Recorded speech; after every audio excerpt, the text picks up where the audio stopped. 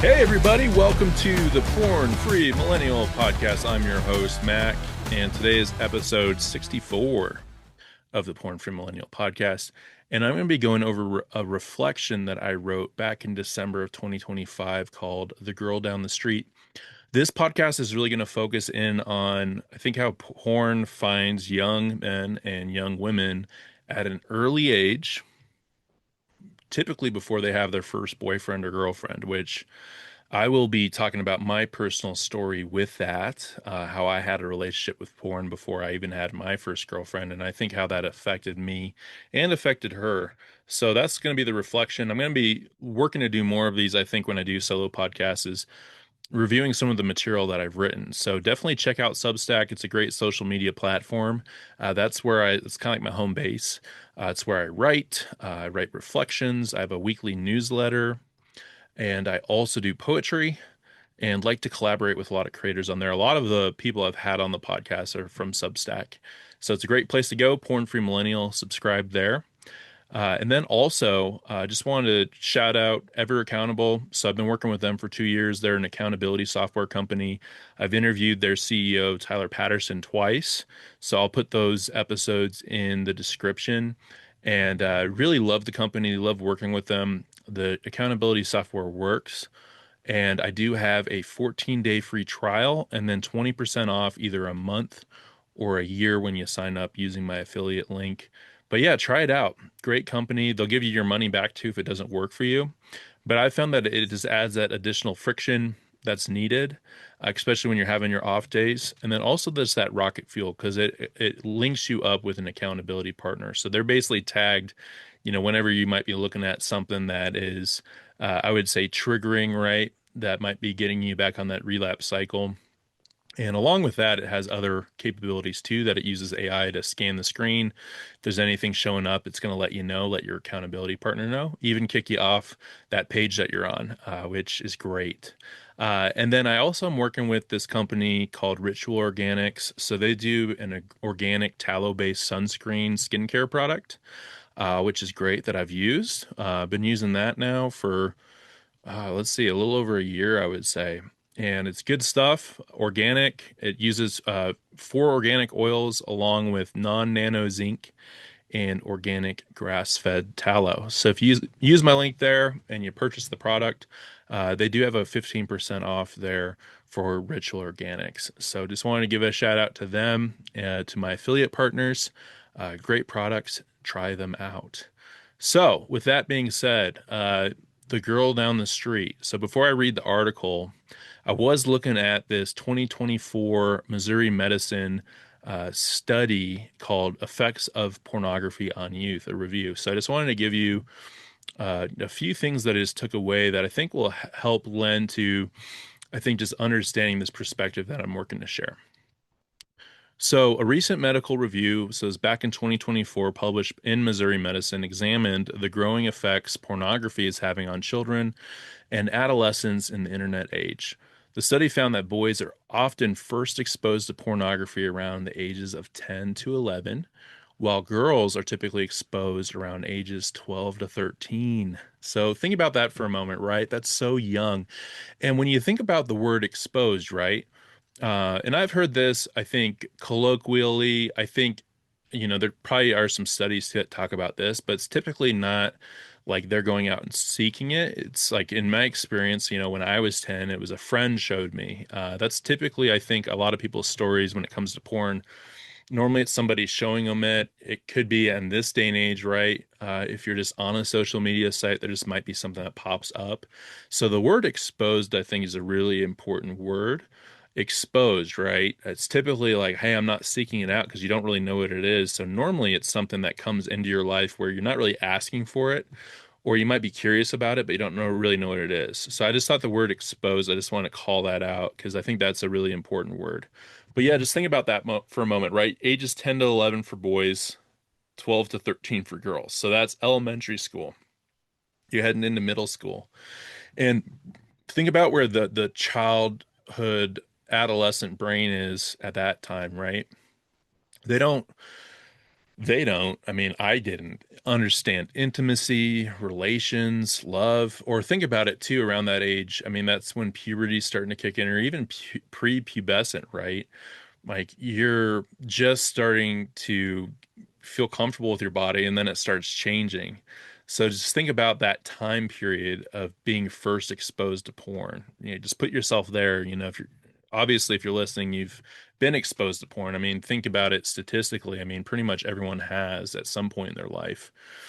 And you're not even at that stage really where your brain's developed and you're exposed to this stuff. So the researchers explain that pornography is now accessible through smartphones, right? Streaming services, social media forums, adult websites, and internet connected devices.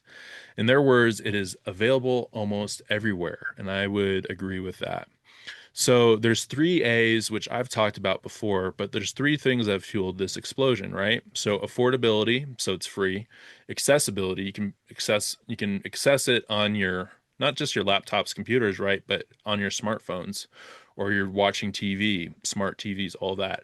And then anonymity. So you can do it in secret and private. I know those sites are still looking at your data and all that stuff, your information on the back end. But I think to us, right, there's that anonymity to where you don't have to go to a store to go purchase a magazine. You don't have to go to one of those theaters like they did back in the day. You can literally just open up your phone and it'll take you just a matter of seconds and you'll be exposed to countless, endless pornography, right? And there's this one statistic that stuck with me that's pretty crazy. So, 28,000 people, I think this was 2024, 28,000 people visit porn sites every single second. Okay, how many seconds have passed by, right? And just do the math there. And then another one, right? Pornhub alone received over 2.14 billion visits in a single month. So that's more than Instagram, Netflix, Pinterest, and TikTok combined. So think about that. All those major social media platforms and like Netflix, all of that, all of those combined, that adds up to how many visits Pornhub receives in a single month. And that's just one porn site. That's probably the biggest one. But just think about that traffic, right? And just think about how many young kids that aren't even, they're still minors. They're not even adults yet legally are looking at porn. And the study also found that by the age of 16, around 70% of boys were watching pornography 4 to 5 times a week. And the researchers linked repeated exposure to things like more permissive attitudes towards sex, stronger gender stereotypes, which I would say the gender stereotypes portrayed in porn, right, are oftentimes, I think, caricatures. They're not really true representations of like what being a man, what being a woman looks like in those situations. Earlier sexual behavior, greater isolation. I think that's a huge one. And distorted relationship expectations, big time. And I think when you really sit with these findings, it changes the way you think about modern relationships, right? Because it's not just shaping our private behavior, but more it's shaping our emotional development, expectations, right, for the other sex and ourselves.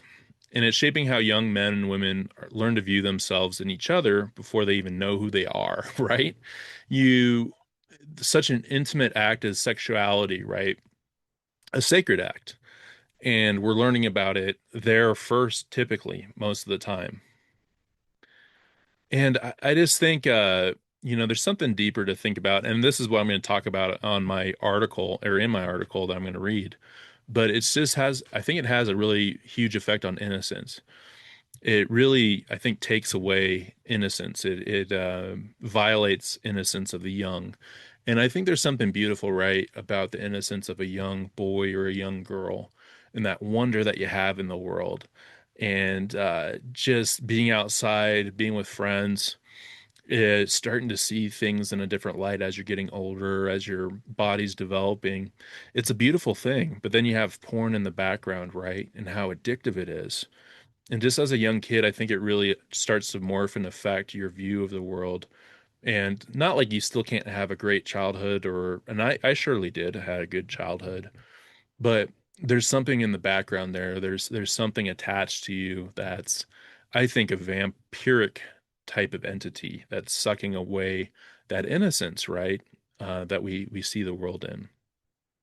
It's not just the innocence of the young boy exposed too early, but I think it's the innocence of the people who that he will someday attempt to love while carrying a battle he does not yet understand. And that's my story.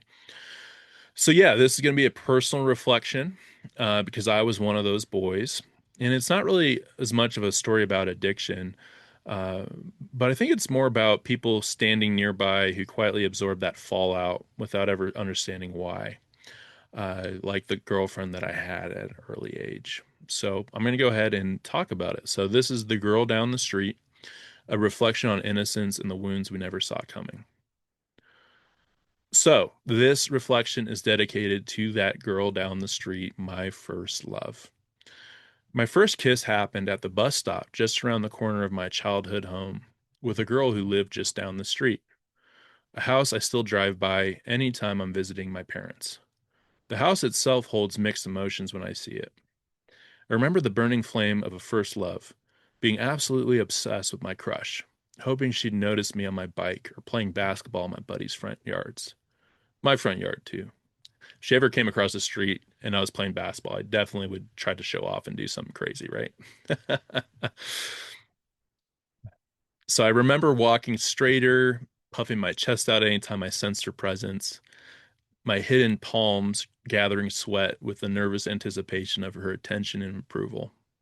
In eighth grade, I finally had my shot and won her affection with a memorable peck before walking home.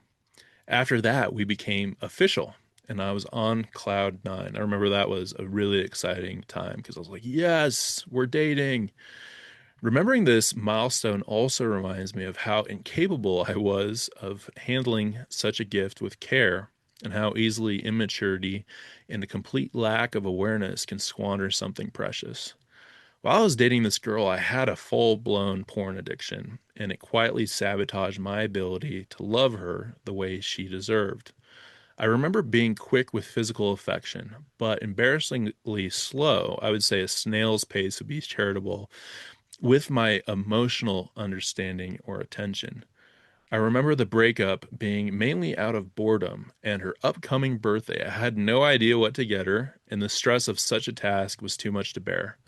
At that point, it made sense, at least in my over sexualized mind, to go back to what I knew and what I was comfortable with, being alone in the dark with that familiar search and that familiar screen. I remember her being confused and hurt, and me not feeling much at all. Such a sad memory looking back, because she was quite the catch, and it was a dream come true for me. It's amazing the power that addiction can have so early in one's life. Fast forward to senior year, and I had my second chance. Even though I broke up with her back in middle school, I still had the same feelings. Feelings that grew over time and in the background of her long relationship with another guy. I was confident that if she ever broke up with him, we'd have our chance again. And we did. I'd grown into a muscular athlete, a budding writer, a team captain of the basketball team, and a popular influence. I had a lot going for me, but at an even greater pace, the porn addiction grew with me. The dopamine rush of winning the girl unfortunately did not supersede the familiar ritual, the gift of her affection. And over the course of a few months, it began to wane and wither. This time she broke up with me, mainly because I was overbearing and jealous. Looking back, I think my love for her at this time was a lot more of an object more than a person, something I firmly believe was rooted in my relationship with porn. I remember her spending time with a good friend on a Friday night, and me, for some reason, thinking she was lying to me. Yeah, thinking she was with some other guy or something, right? If only I could hear my past self on the phone now. What an insolent child I was. Oh my gosh, cringeworthy. I blew up in jealous anger and she broke it off, likely stunned by my emotional outburst. Even now, still a single, like, there's a small tingle of shame, I think, whenever I think about it, right? She didn't deserve that, and many after her didn't. This wasn't the last time the same pattern surfaced. The immaturity and lack of emotional intelligence clung close as I aged. It showed up in college, it showed up in my 5 year marriage, kept showing up until finally I had the courage to trace it back to its roots. And that's really why I'm sharing this today with you all. It's been on my mind since writing my last newsletter.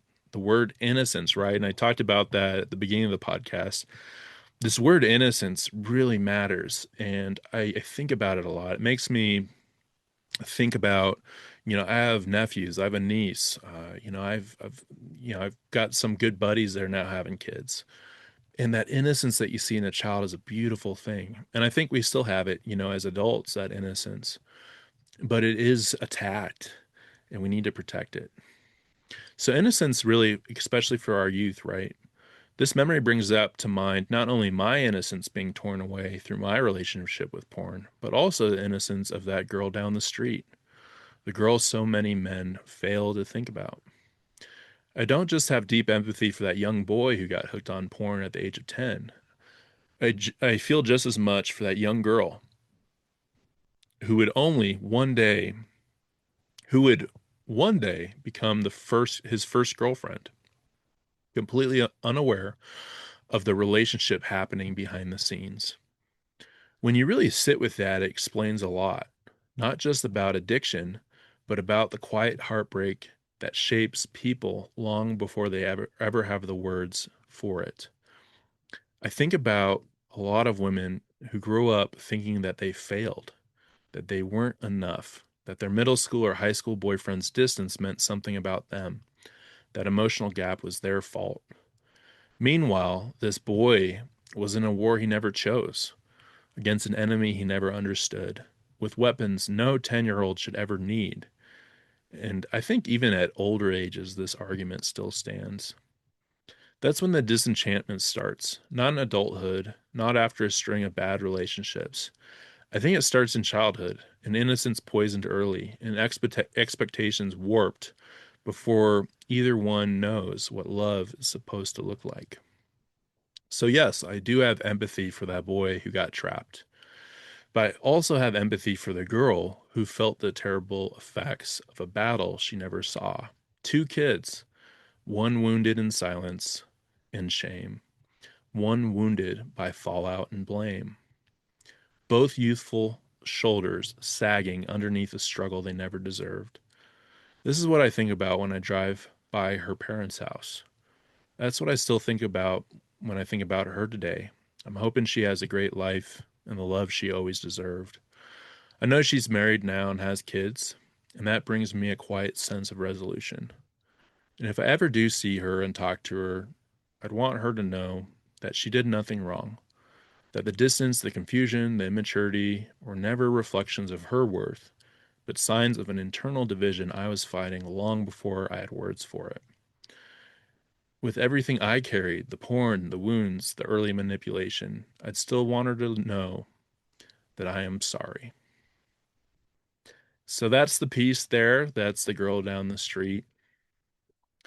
And yeah, it was emotional writing this. I think it was just something that I was thinking about for a while, right? Of, this first relationship I had in my life, this girl that I really was, head over heels for. But I think it turned in this obsession, right? Because I think with this porn mind, this over sexual mind developed so early at such a young age, I think it was just confusing for me. But in a way too, I kind of thought, hey, this is kind of how everyone is because everyone's looking at porn at this age. All my friends are, or whatnot. And in some ways, it becomes normalized, and that's just how you think that's how relationships are supposed to be, or how you're supposed to see somebody. And it really took me, I mean, really until about 8 years ago when I started recovery and started the process. It was a big unwinding, I think, of that, and unpacking all of that and unpacking uh, these thoughts that I had and what I thought was normal. Coming to realize like it's not. It's warped. It's I'd say a virus that starts eating away, I think, at humanity, not just within yourself, but how you're treating other people, how you see other people. And like I was talking about that study earlier, it's just such a high percentage, I think, of young people are exposed at such an early age. So I think it's just a really important thing to think about. I think it's an important thing to think about if you're a parent and you're raising kids, to take it seriously and to have good emotion or good empathetic talks with them and to be in their corner and to not not shame them so much, but to be there. Because I think a lot of times with porn, it's an isolating thing, and the more shame you feel, I think the more isolated you get. It kind of feeds it. And I think with my parents, I just never really had too much talks with it, really. So it wasn't much like they shamed me about it. Uh, but in the same way, I think it could have been helpful for me, I think, just to have more of guidance there. And I think developed some tools early on how to be aware of it and aware of what it can do to you. And also have just tools, I think, in guidance and mentorship on, hey, like what are some healthy alternatives that I can do, or what are some things I can do to start rewiring my mind that way. And that came down the road later, right, in my life towards the end of my 20s. I'm 34 now. And some of that stuff you won't really understand, I think, until you're a little bit older, right? I think for men, I think it's typically around the age of 25 where the brain fully develops. It might not even seem that way, I think, for some men, right? There's still times where I'm like, is my brain fully developed to some of these decisions I make? But I think over time you get more mature, but I also think that there's no excuse, I think, for not having those conversations early on and having safeguards, right? I think while I was talking about ever accountable, I mean, it's not just for adults. I think you can use that as well if you have kids in the home with monitoring their devices because it's just everywhere and it's so easy to find. But yeah, just think about that, right? And think about it too, where, there's a growing, I think, usage with women too at a young age and how that might warp their view of men. And I think what we see now in culture, at least in the US, right, there's just it's like this war between men and women. And I just think that when we start off that way with porn at such an early age, it doesn't quite surprise me that, there's this disconnect, or there's, less people are dating, less people are getting married or having kids. I think that porn has a part to play in that for sure. That's just, my opinion on it, because I think it just sets up those expectations so poorly and in such a, I think, in a way that is not healthy. And it's so focused on sexualization, objectification, and not like growing as people and, seeing the good in people and seeing the humanity in people, right? Instead, it's just looking at people like objects. So yeah, hopefully that was a helpful reflection for you, The Girl Down the Street. I will go ahead and put the link to that, the link to the study, the link to those podcast episodes I talked about with Tyler Patterson in here. Also, if you're still listening too, I do provide one-on-one coaching as well. So if you're interested in that, you can book a free 30-minute consultation with me. Just send me an email at pornfreemillennialcoaching@gmail.com.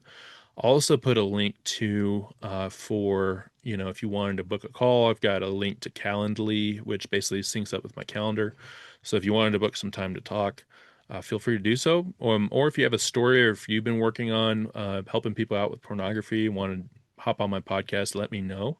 Definitely open to collaboration. So with all that being said, everybody, keep fighting the good fight. Much love, and we will talk to you later. Bye.